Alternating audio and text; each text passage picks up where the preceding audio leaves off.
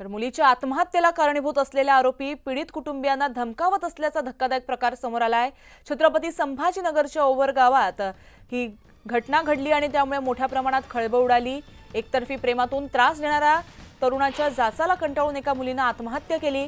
त्यानंतर तिच्या अस्थि विसर्जनाच्या दिवशी आरोपीच्या भावानं मुलीच्या घरासमोर गोळीबार केल्याचा धक्कादायक प्रकार समोर आला। फटाके फोडत तसंच तलवारीने दहशत माजवली। त्यानंतर संतप्त गावकऱ्यांनी रास्ता रोको करत आरोपीच्या कुटुंबियांना अटक करण्याची मागणी केली आहे। त्यांना सगळ्यांना फाशीची शिक्षा झाली पाहिजे सर। त्या मुलाला तर झालीच पाहिजे। ते सगळे पुरं खानदान अटक झालं पाहिजे त्याच्या। आमच्या मुली कशा सुरक्षित राहायच्या, कसे हे सरकार काय कामाचं असं। त्यांच्या त्या दिवशी सरांनी त्या शेख सरांनी पोक्सो कलम दाखल करून नाही घेतली। आम्ही सांगितलं तरी त्यांनी ती कलम दाखल नाही करून घेतली सर। एकालाच अटक केली त्यांनी। आज तिसरा दिवस उगला तेच म्हणे आम्ही येतो म्हणे अटक करायला, अजून अटक झाली नाही त्यांना। तलवारी घेऊन काल इथे हिंडू लागले। ते म्हणते आज हे झालं तर आम्ही दुसरी हे करू।